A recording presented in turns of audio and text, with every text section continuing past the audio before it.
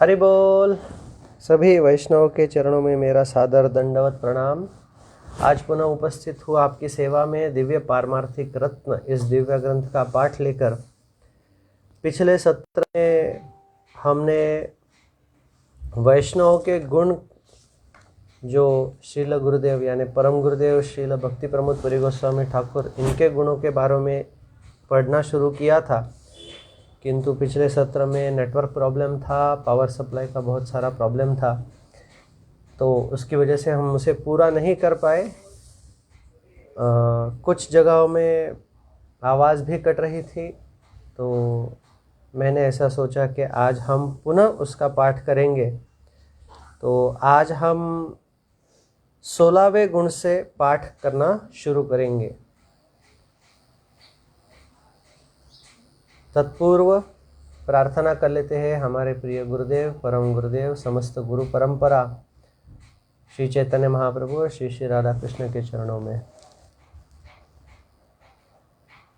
वंदे हम श्री गुरु श्रीयुतापदकमलं श्री गुरु वैष्णवांश्च श्री रूपम साग्रजाता सहगणा रघुनाथान्वितं तं सजीवं साद्वैतं सावधूतं परिजना सहितं कृष्ण चैतन्य देवं श्री राधा कृष्ण पदा सहगणा ललिता श्री विशाखान्वितांश्च ॐ अज्ञानतिमिरान्धस्य ज्ञानाञ्जनशलाकया चक्षुरुन्मिलितं येन तस्मै श्री गुरवे नमः। नमो विष्णुपादाय गौराङ्गप्रेष्ठरूपिणे श्रीभक्तिविबुधाय वै बोधाय नितिनामिने नमो भक्ति प्रमोद श्रीपुरी प्रेष्ठ स्वरूपिणे तद्भिन्न प्रकाशाय करुणामूर्तये नमः। कृष्ण भक्ति गुणाख्याने तन्महात्म्य प्रचारिणे सदा सन्निष्ठ रूपाय गुरवे प्रभवे नमः।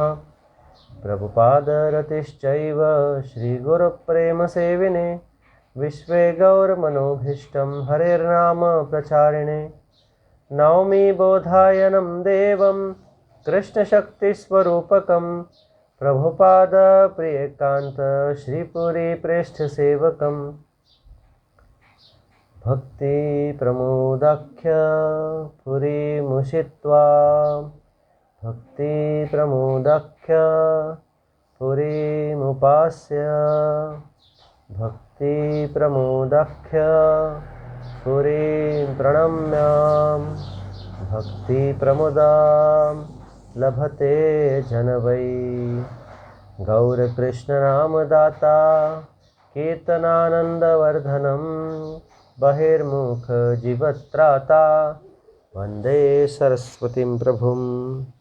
भज श्री कृष्ण चैतन्य प्रभु नित्यानंद श्री अद्वैत गदाधर शिवासादि गौर भक्तवृंद। हरे कृष्णा कृष्ण कृष्ण हरे हरे हरे राम राम राम हरे हरे।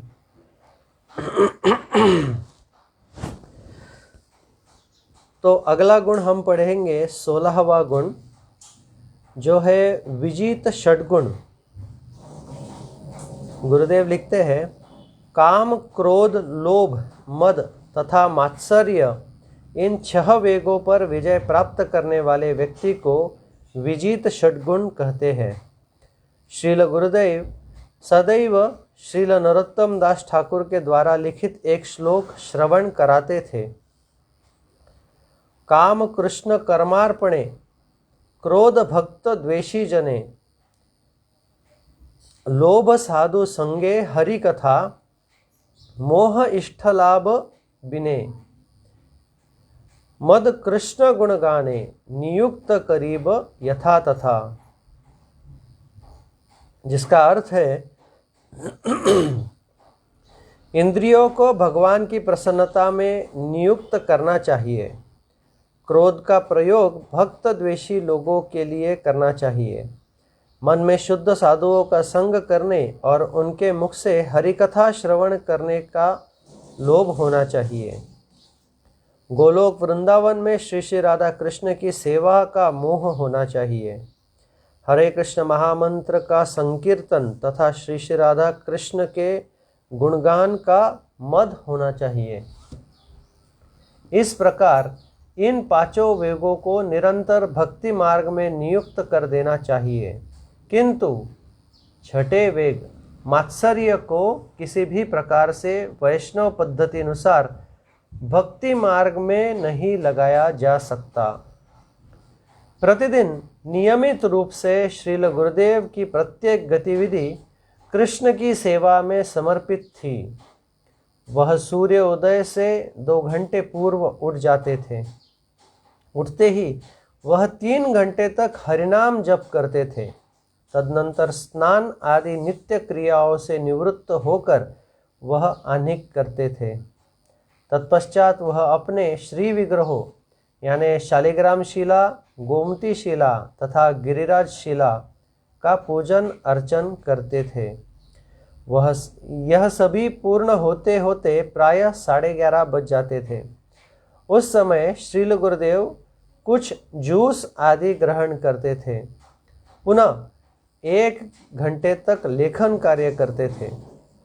दोपहर के 1 बजे वह प्रसाद सेवन करते थे। इस बीच यदि कोई भक्त उनके दर्शन के लिए आ जाते तो वह हरिकथा कहते और उनके प्रश्नों के उत्तर भी देते थे। संध्या के समय पुनः स्नान करके वस्त्र परिवर्तित करके श्रील गुरुदेव संध्या आह्निक करते।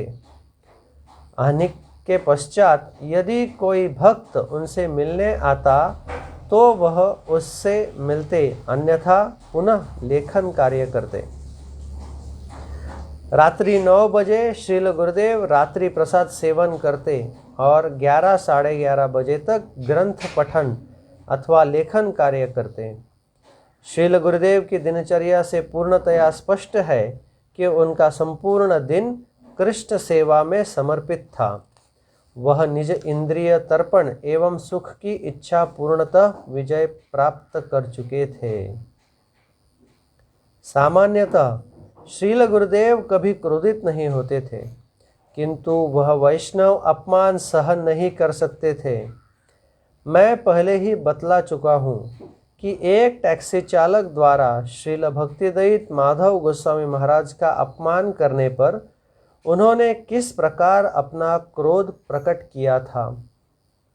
यदि कोई ऐसा व्यक्ति श्रील गुरुदेव को प्रणामी यानी दान देता था जिसने कोई वैष्णव अपराध किया हो, तो श्रील गुरुदेव उसका दान स्वीकार नहीं करते थे। वह उस व्यक्ति से कहते थे, तुमने वैष्णव अपराध किया है, मुझे तुम्हारा धन नहीं चाहिए। जिसके प्रति तुमने अपराध किया है, यदि वह तुम्हें क्षमा कर दे तब मेरे पास आना, अन्यथा मुझे धन देने का प्रयत्न नहीं करना। एक समय वर्ष 1992 में चैतन्य गौड़ीय मठ कलकत्ता में एक धनी व्यक्ति श्रील गुरुदेव को दान स्वरूप कुछ धन देना चाहता था। पूर्व काल में उस व्यक्ति ने श्रील भक्ति वल्लभ तीर्थ गोस्वामी महाराज के लिए अभद्र भाषा का प्रयोग किया था। श्रील गुरुदेव ने उसका दान अस्वीकार करते हुए उससे कह दिया, तुम एक वैष्णव अपराधी हो, मैं तुम्हारा धन नहीं ग्रहण कर सकता। पहले तुम तीर्थ महाराज से क्षमा मांगो, यदि वह तुम्हें क्षमा कर दे तब तुम मेरे निकट आना। इस प्रकार से श्रील गुरुदेव ने क्रोध पर भी संपूर्ण विजय प्राप्त कर ली थी। श्रील भक्ति प्रमोद पुरी गोस्वामी ठाकुर के द्वारा चंडीगढ़ में हिंदी में प्रदत्त प्रवचन नीचे बताया गया है, उसका हम पाठ करेंगे। मनुष्य शरीर अति दुर्लभ है। मनुष्य शरीर बहुत कठिनाई से प्राप्त होता है। हमें इस मनुष्य शरीर का सदुपयोग करना चाहिए। कठ ऋषि ने कठोपनिषद में इस शरीर को रथ कहा है। इस रथ पर सवारी करने वाला जीवात्मा है। यह रथ चलना आवश्यक है, किंतु यह रथ जाएगा कहाँ? यह रथ परम भगवान विष्णु के दिव्य चरण कमलों में जाना चाहिए। इस रथ के लिए एक सारथी की भी आवश्यकता है। बुद्धि ही इस रथ की सारथी है। परम ईश्वर वह बुद्धि प्रदान करते हैं। यह बुद्धि व्यवसायत्मिका यानी एक दिशा में दृढ़ लक्ष्य वाली बुद्धि कहलाती है। व्यवसायत्मिका बुद्धि यह जानती है कि परम भगवान कृष्ण ही एकमात्र आराध्य ईश्वर है, उनकी ही सेवा करनी चाहिए। परम ईश्वर बुद्धि के रूप में यह ज्ञान प्रदान करते हैं। बुद्धि सारथी है। मन इस रथ के घोड़ों की लगाम है। इंद्रिया इस रथ के घोड़े हैं। भौतिक इंद्रिया यानी दृष्टि, सुगंध, ध्वनि और स्वाद के पीछे भागती रहती है। यह इन इंद्रियों के विषय वस्तु है। मनुष्य के जीवन, मन और इंद्रियों से युक्त आत्मा भोक्ता है।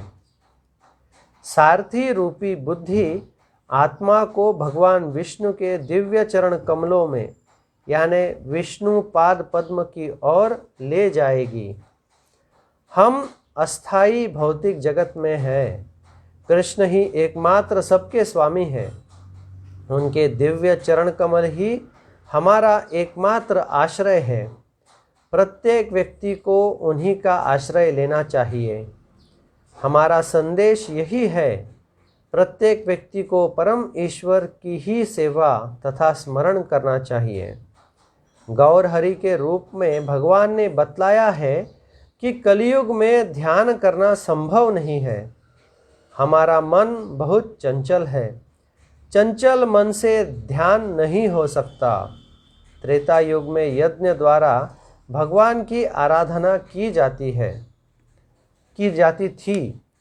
द्वापर युग में भगवान की आराधना विग्रह की पूजा अर्चना द्वारा की जाती थी, किंतु कलयुग में भगवान की आराधना हरिनाम जप यानी संकीर्तन द्वारा की जाती है। कलयुग में हरिनाम ही एकमात्र उपाय है।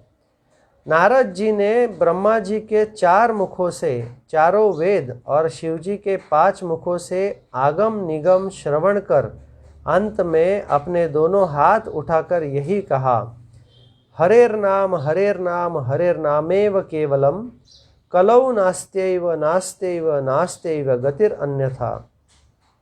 इसलिए सभी को भगवान का नाम जपना चाहिए। श्री कृष्ण चैतन्य महाप्रभु ने कहा है,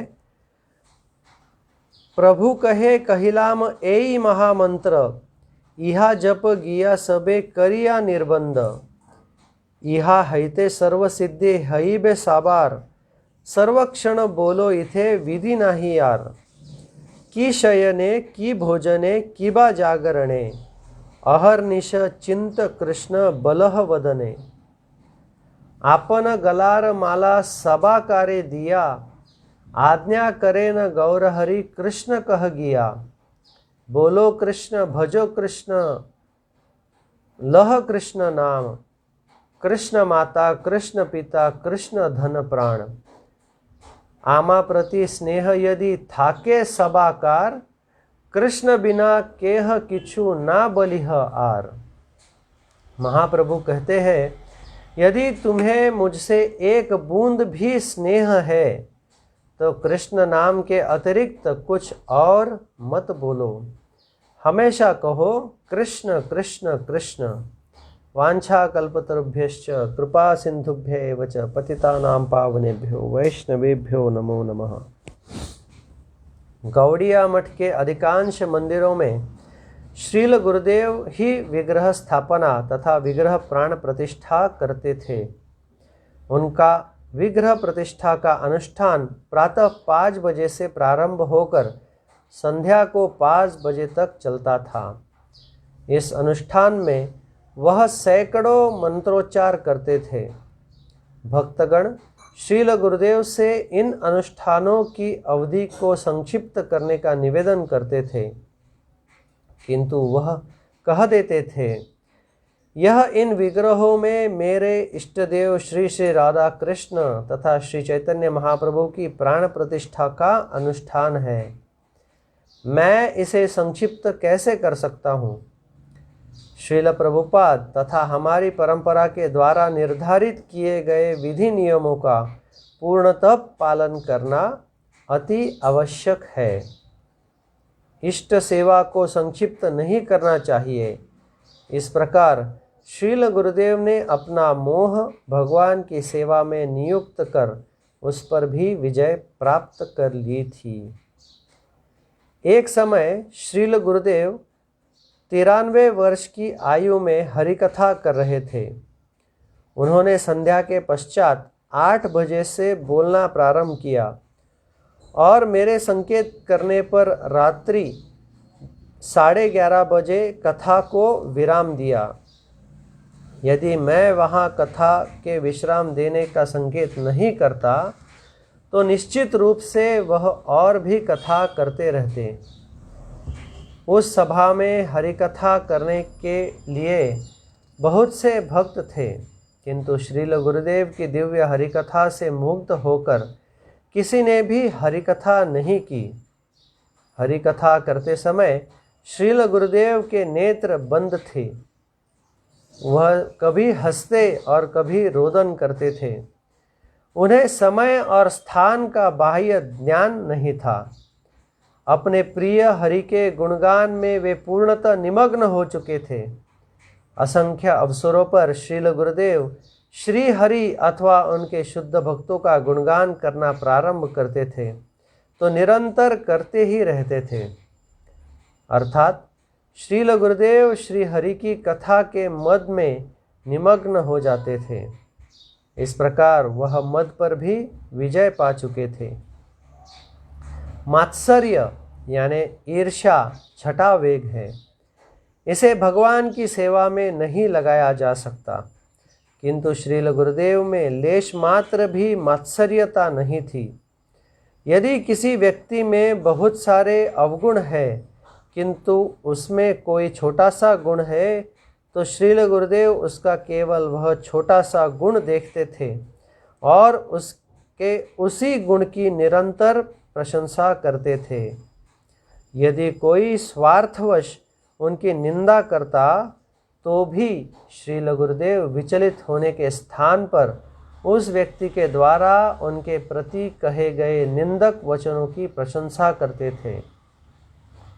एक समय वर्ष 1991 में एक विख्यात वैष्णव आचार्य ने मलेशिया में सार्वजनिक हरिकथाओं में कहना प्रारंभ कर दिया कि मेरे गुरुदेव ने कहा था कि पुरी महाराज एक कनिष्ठ अधिकारी है। जब मुझे इस विषय में ज्ञात हुआ तो मैंने विचार किया कि यह केवल मिथ्या प्रवाद है, किंतु मलेशिया से किसी भक्त ने मेरे निकट चैतन्य गौड़िया मठ में एक कैसेट भेजी। जब मैंने कैसेट चलाकर सुनी तो बात सत्य निकली।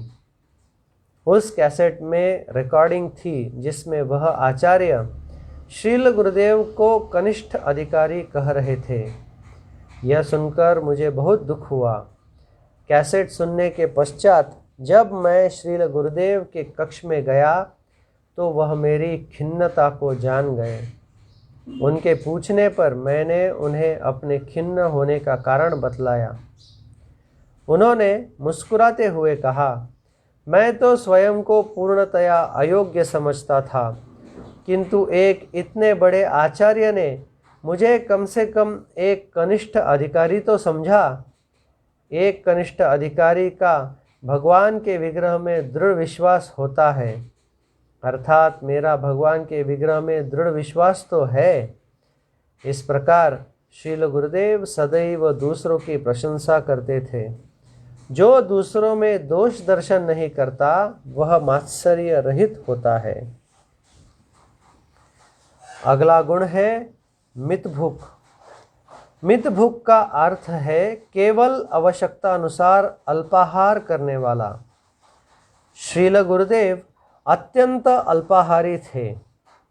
जहाँ तक मुझे स्मरण है, श्री चैतन्य गौड़िया मठ में दोपहर में श्री श्री राधा नयन नाथ को अर्पित किया गया पूर्ण भोग प्रसाद श्रील गुरुदेव को प्रदान किया जाता था, किंतु उसमें से एक मुट्ठी से भी कम चावल और आधी मुट्ठी से भी कम सब्जी ग्रहण करते थे। हमें समझ नहीं आता था कि इतना अल्प प्रसाद ग्रहण करने पर भी वह किस प्रकार जीवित रहते थे। यह चमत्कार ही था कि श्रील गुरुदेव पूर्णतया स्वस्थ रहते थे। उनके 101 वर्ष के पूरे जीवन काल में उनकी स्मरण शक्ति किंचित भी क्षीण नहीं हुई थी। यदि कोई भक्त उनसे और अधिक प्रसाद लेने की आग्रह करता तो वह कहते, तुम्हें क्या लगता है कि मैं कोई उदरी यानी पेटू हूँ? इस प्रकार वह कभी भी आवश्यकता से अधिक कुछ भी ग्रहण नहीं करते थे। अगला गुण है अप्रमत्त। अप्रमत्त का अर्थ है सावधान अथवा सचेत रहना। श्रील गुरुदेव अपनी सभी सेवाएं जैसे लेखन, विग्रह सेवा और हरिनाम जप आदि बहुत सावधानी से करते थे। बहुत समय श्रील गुरुदेव रात्रि भोज के पश्चात लिखना प्रारंभ करते थे और प्रातःकाल मंगल आरती की घंटी बजने तक लिखते रहते थे। प्रातःकाल मंगल आरती की घंटी सुनकर मैं उनसे कहता, आप शयन नहीं करना चाहते? वह कहते, बस अभी 5 मिनट में शयन करता हूँ। मैं पुनः कहता, किंतु अभी जो घंटी बजी थी वह तो मंगल आरती की घंटी है। वह कहते, ओ मेरा हरिनाम करने का समय हो गया। इस प्रकार से वह अपने लेखन के प्रति इतने सजग थे कि संपूर्ण रात्रि भी नहीं शयन करते थे। जब कोई हरिकथा करता था तो श्रील गुरुदेव बहुत ध्यान से श्रवण करते थे। कभी कभी नेत्र मुद्रित करके हरिनाम करते थे और उसमें इतना निमग्न हो जाते थे कि उन्हें बाह्य स्थिति का ज्ञान ही नहीं रहता था। ऐसी स्थिति में कभी कभी उनके कक्ष में प्रवेश कर चोर भी पैसे चुरा कर ले जाते थे और उन्हें इसका आभास भी नहीं होता था। अपने छात्र जीवन में जब मैं मठ जाता था तो देखता था कि पूजा करते समय श्रील गुरुदेव कितने ध्यान से शालिग्राम शिला और गिरिराज शिला को तुलसी दल अर्पण करते थे। उस समय मैं निकट जाकर बैठ जाता था और उनकी पूजा अर्चना देखता रहता था। अपनी पूजा समाप्त करने तक उन्हें आभास ही नहीं होता था कि मैं वही बैठा हुआ था। पूजा के पश्चात मुझसे पूछते, ओ तुम कब आए? अगला गुण है मानद। मानद का अर्थ है दूसरों को सम्मान देने वाला। मेरे परम गुरुदेव श्रील प्रभुपाद करबद्ध यानी हाथ जोड़कर प्रणाम करते हुए सभी से कहते थे, दासोस्मि, अर्थात मैं तुम्हारा दास हूँ। उनके पदचिन्हों पर चलते हुए श्रील गुरुदेव सभी को प्रणाम करते थे, चाहे कोई नवीन भक्त हो, प्राचीन भक्त हो, नवयुवक हो, बालक हो अथवा कोई वृद्ध व्यक्ति हो। श्रील गुरुदेव भूमि पर अथवा दोनों हाथ जोड़कर नतमस्तक होकर सभी को प्रणाम करते थे।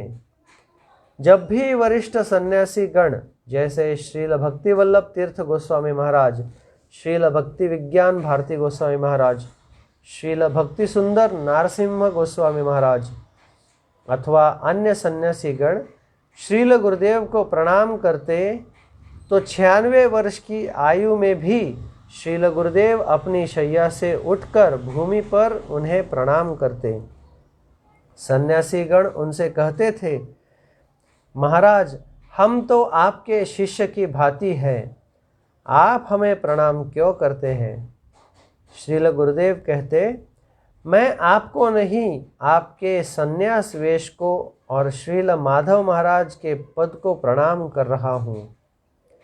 शास्त्रानुसार यदि कोई सन्यासी को प्रणाम नहीं करता तो उसे 3 दिन का निर्जल उपवास करके प्रायश्चित करना चाहिए। अगला गुण है अमानी। अमानी का अर्थ है स्वयं के लिए सम्मान की आशा नहीं करना। सभी गौड़ीय वैष्णव भक्त श्रील गुरुदेव श्रीमन महाप्रभु के शिक्षाष्टकम के 3 श्लोक तृणादपि सुनीचेन तरोरपि सहिष्णु नाम की प्रतिमूर्ति मानते थे। अर्थात वह स्वयं को तिनके से भी दीन समझकर, वृक्ष से भी अधिक सहनशील होकर, दूसरों से किसी भी प्रकार के सम्मान की आशा नहीं रखते हुए तथा सबको यथायोग्य सम्मान देते हुए सदैव हरिनाम कीर्तन किया करते थे। एक समय श्रील गुरुदेव को इंस्टीट्यूट ऑफ ओरिएंटल फिलॉसफी के उद्घाटन समारोह में निमंत्रण आया। वहाँ पर श्रील गुरुदेव को स्टेज पर स्थान नहीं देखकर नीचे दर्शक दीर्घा की प्रथम पंक्ति में स्थान दिया गया। मुझे यह देखकर अच्छा नहीं लगा। मैंने संयोजकों से बात करने का प्रयास किया, किंतु श्रील गुरुदेव ने मुझसे कहा, बाबा, वैष्णवगण जो भी व्यवस्था कर दे वही उचित है। हम यहाँ सम्मान पाने के लिए नहीं आए हैं, हम यहाँ श्रीमन महाप्रभु की प्रसन्नता के लिए आए हैं। इसलिए तुम किसी से कुछ मत कहो, मैं यहीं पर ठीक हूँ। श्रील गुरुदेव कभी भी अपने लिए सम्मान की आशा नहीं करते थे, अपितु वह सदैव पीछे ही रहते थे। एक समय मैंने उनसे पूछा कि 13 वर्ष श्रील प्रभुपाद के साथ रहने के पश्चात भी उनकी श्रील प्रभुपाद के साथ कोई फोटो क्यों नहीं है? इस पर उन्होंने कहा, कहाँ श्रील प्रभुपाद और कहाँ मैं? श्रील प्रभुपाद के साथ खड़े होने की मेरी योग्यता नहीं है। लोग तो श्रील प्रभुपाद की फ़ोटो खींचकर उस फोटो से श्रील प्रभुपाद की पूजा करते थे। ऐसे में मैं कैसे श्रील प्रभुपाद के साथ खड़ा हो सकता था? इसलिए जब भी कोई श्रील प्रभुपाद की फ़ोटो खींचता तो मैं सदैव पीछे हट जाता था।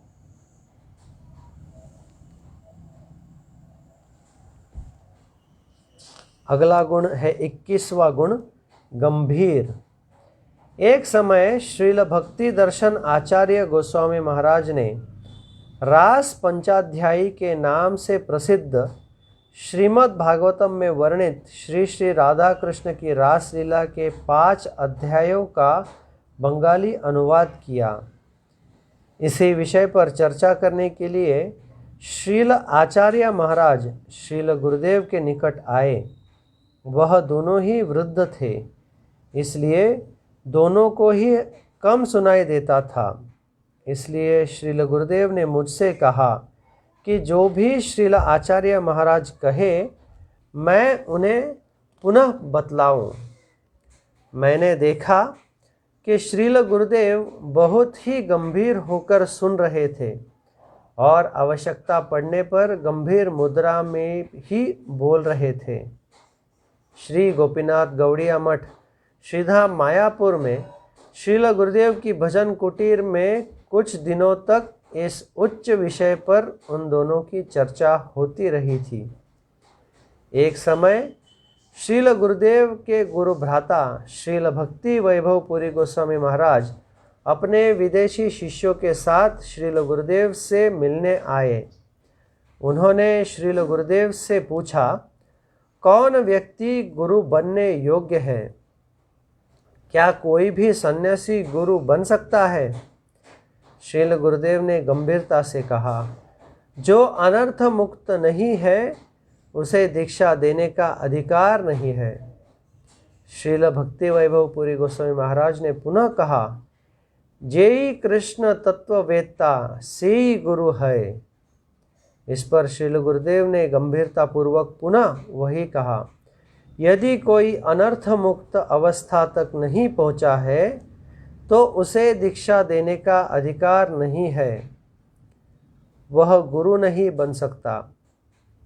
श्रील भक्ति वैभव पुरी गोस्वामी महाराज ने पुनः कहा, श्रीमन महाप्रभु ने तो कूर्म ब्राह्मण से कहा था, आमार आज्ञा गुरु हई अतार एई देश। श्रील गुरुदेव ने पुनः गंभीरता पूर्वक कहा, वहाँ गुरु का अर्थ शिक्षा गुरु से है, ना कि दीक्षा गुरु से। सभी दीक्षा गुरु तो शिक्षा गुरु हो सकते हैं, किंतु यह आवश्यक नहीं कि सभी शिक्षा गुरु दीक्षा गुरु होने योग्य हो। जो अनर्थ मुक्त है केवल वही दीक्षा गुरु बन सकते हैं। हमारा समय समाप्त हो रहा है, किंतु कुछ ही गुण बाकी है, तो मेरी इच्छा है कि हम लोग इसी सत्र में अगले गुण भी पढ़ लेंगे। अगला गुण है 22वां, करुण। दूसरों पर करुणा करने वाला करुण कहलाता है। श्रील गुरुदेव सभी जीवों के प्रति करुणावान थे। जब भी कोई उनसे सहायता मांगता था तो वह अपने सामर्थ्य अनुसार धन आदि देकर अवश्य ही उसकी सहायता करते थे।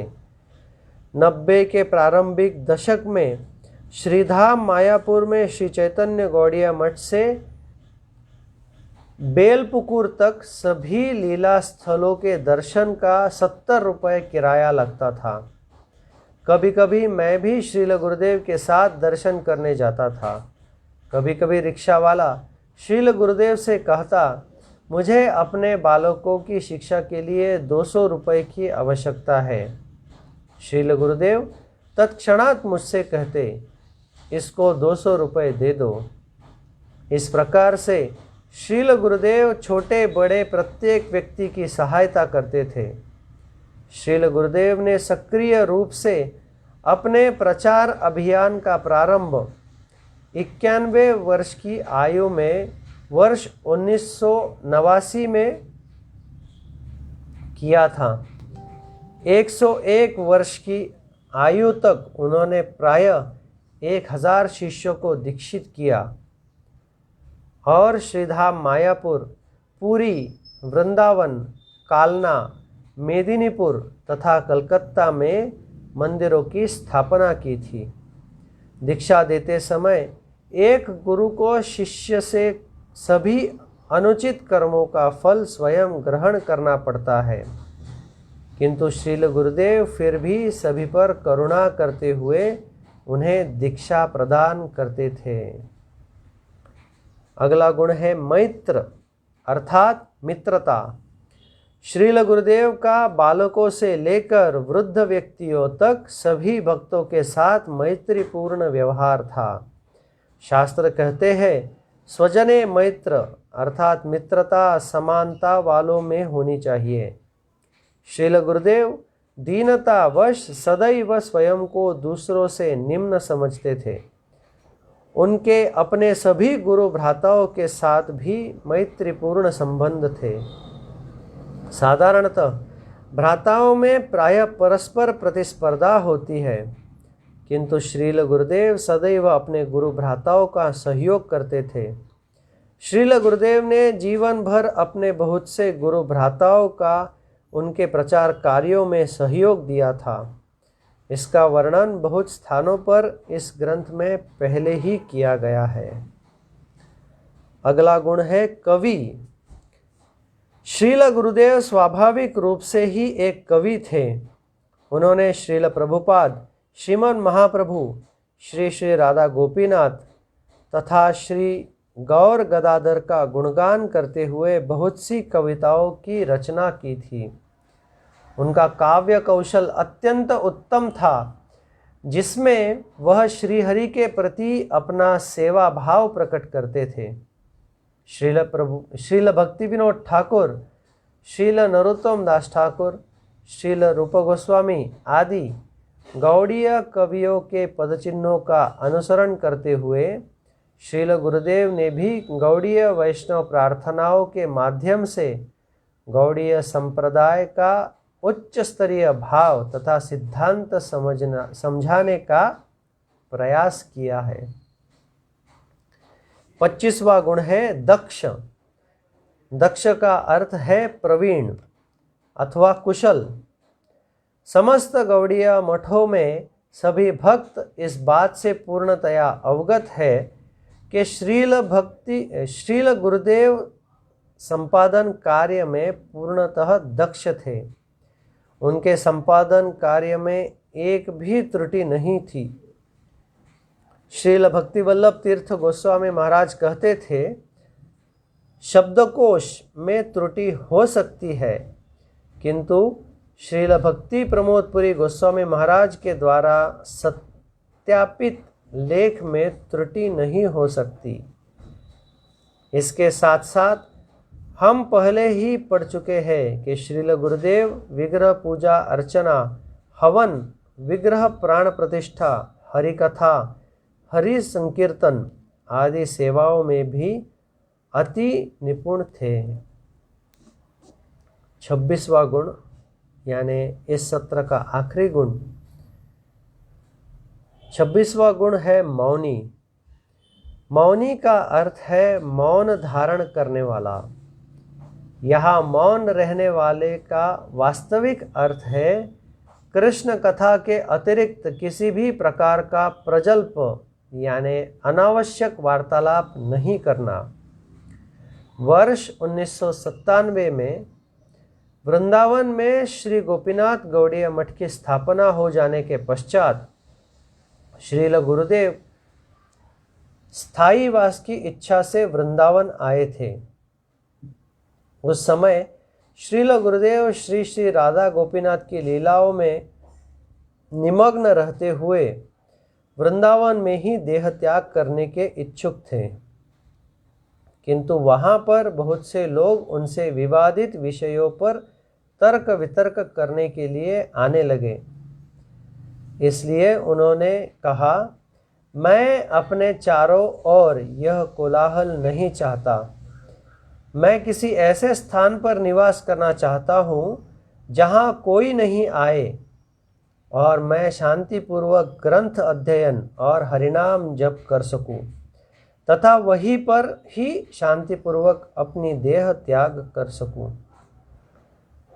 इसलिए श्रील गुरुदेव वृंदावन से जगन्नाथपुरी आ गए और वहाँ श्री गदाधर पंडित की भांति क्षेत्र संन्यास यानी जीवन पर्यंत एक ही क्षेत्र में निवास करने का प्रण के भाव से निवास करने लगे।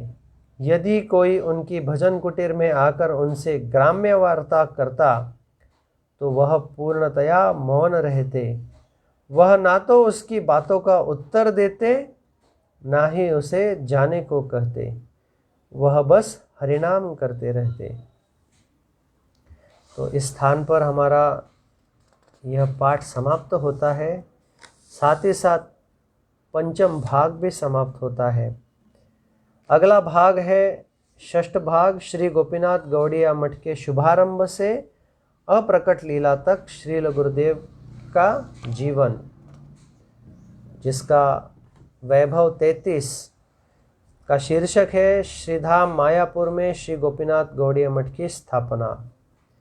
तो यह पाठ हम लोग अगले सत्र में पढ़ेंगे। आशा करता हूँ कि इस सेवा से आप प्रसन्न होते हो और मुझे आपका आशीर्वाद प्रदान करते हो, ताकि मैं आपकी और विशेषकर हमारे प्रिय गुरुदेव की प्रसन्नता के लिए कुछ प्रयास कर सकूं। बहुत बहुत धन्यवाद। हरि बोल, दंडवत प्रणाम।